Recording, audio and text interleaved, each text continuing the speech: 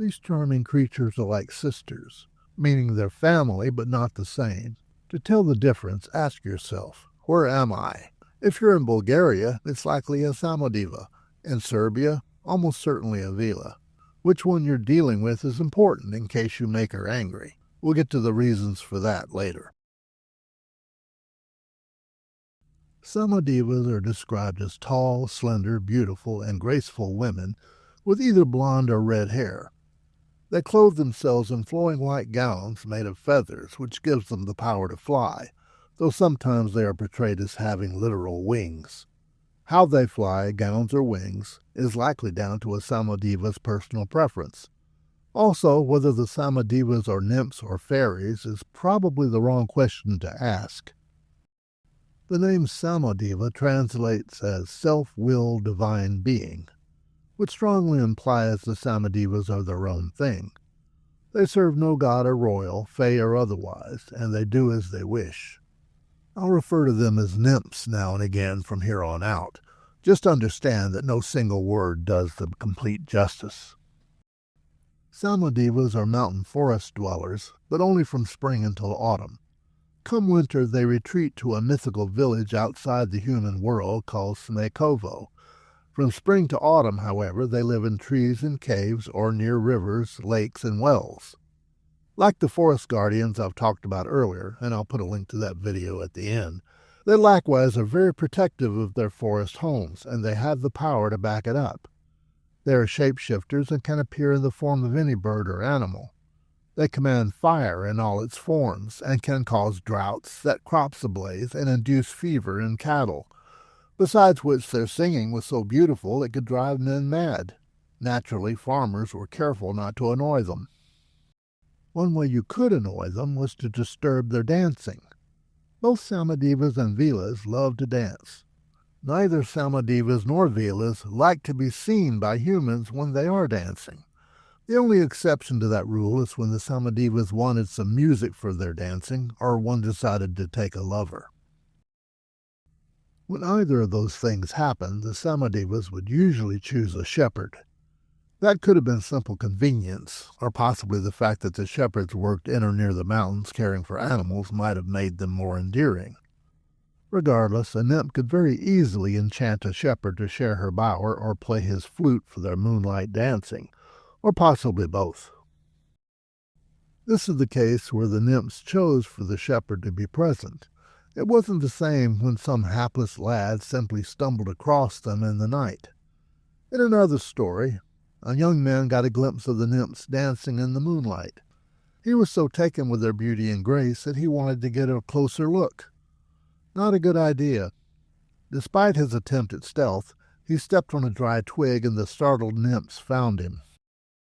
When this happens, the legends say the Samodivas will invite the young man to join their dance.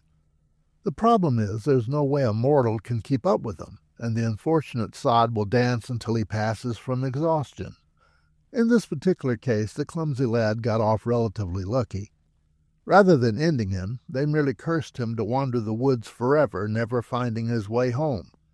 And so he did, that is, until he encountered someone simply lost in the woods and told them how to get out, whereupon the curse was lifted. I mentioned earlier that Samodivas and Veelas were like sisters. I still think that's true.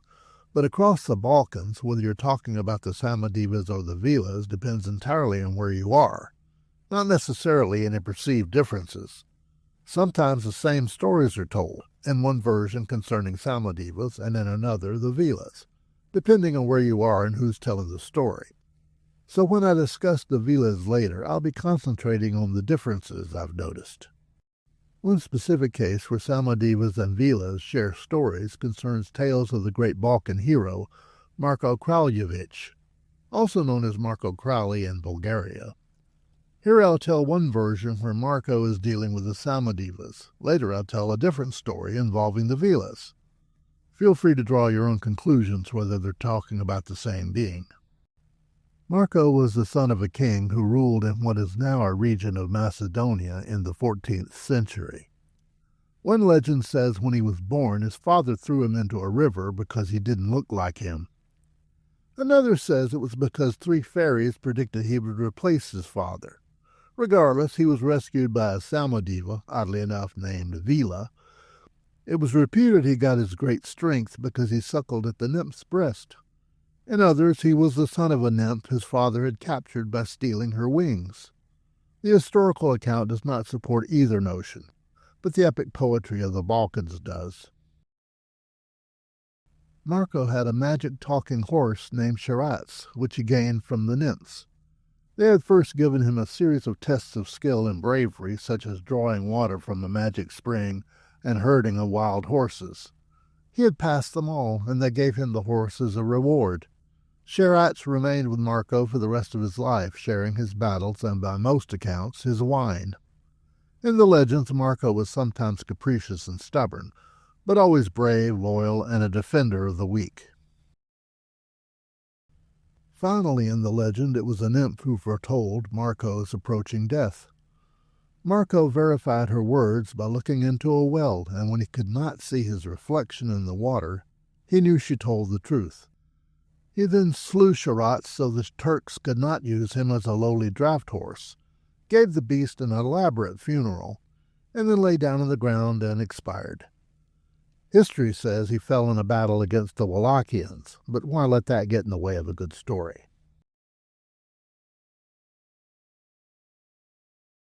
The mountain nymphs of Serbia were referred to as Veelas. They resembled the Samodivas in many respects. Clad in flowing white gowns, the Veelas also had the power of flight. It was said that the summer cumulus clouds were the castles they built for the season.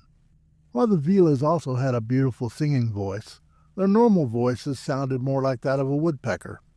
Any time a human heard that voice, it was considered a warning of some disaster, such as a fire or avalanche, and to take heed.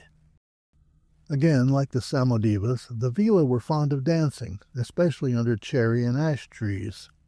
According to Thomas Kitely in his 1880 book, The Fairy Mythology, a famous Serbian ballad begins, "Cherry, dearest cherry, higher lift thy branches, under which the Veelas dance their magic roundels."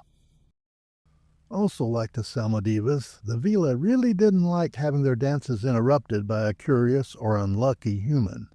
Unlike the Samodivas, the Veelas didn't bother cursing or dancing the interloper to oblivion. They would just shoot them. The Veelas were expert archers, and if you stumbled upon them dancing, well, too bad for you. With one exception, which I'll get to in a bit, the Veelas would only directly harm those who disturbed a dance. Normally they were gentle, especially with forest creatures, and especially deer. They would heal wounded deer and even comfort and counsel ones in distress, made easier by the fact that they spoke their language. Veelas were known to ride bucks once the deer reached the age of 7, and they would use snakes as bridles for the purpose. Sometimes Veela would also guide rescue parties to humans lost in the mountains, but the fact that a human was rescued was incidental. It was all because of the dogs. Rescuers used dogs in their searches for travelers lost in the mountains, and Veelas were also very fond of dogs, so the Veelas were really helping the dogs. The people, not so much, though they were known to sometimes cure human afflictions, but only if they were paid extremely well. As for that one exception to directly harming humans I mentioned earlier, this is where Marko Kraljevic re-enters the legend on the Veela side. One day Marko was traveling in the mountains with a companion named Milos. Milos was noted for his singing, and Marko asked him for a song. Milos said he could not, for a Veela, jealous of his voice, had forbade him from singing in that forest. Marko, being somewhat stubborn, insisted, and Milos complied. The Veela heard the song and promptly shot Milos with 2 arrows, leaving him badly wounded and close to death. Marko immediately went after the Veela with his golden mace, and when she tried to fly away to her castle in the sky, he just threw his mace after her and knocked her down, dragged her to where his companion lay bleeding, and told her to heal him or else. The Veela used her magic to restore Milos to health and swore to come to Marko's aid should he ever need it. She was as good as her word and was Marko's ally for years after. This incident doesn't reflect very well on either Marko or the Veela, since Marko's own stubbornness got his friend in trouble in the first place, and the Veela was acting out of pure jealousy. It does, however, illustrate that the Veela, also like the Samodivas, though often viewed as a group, were still individuals with their own personalities, quirks, and foibles.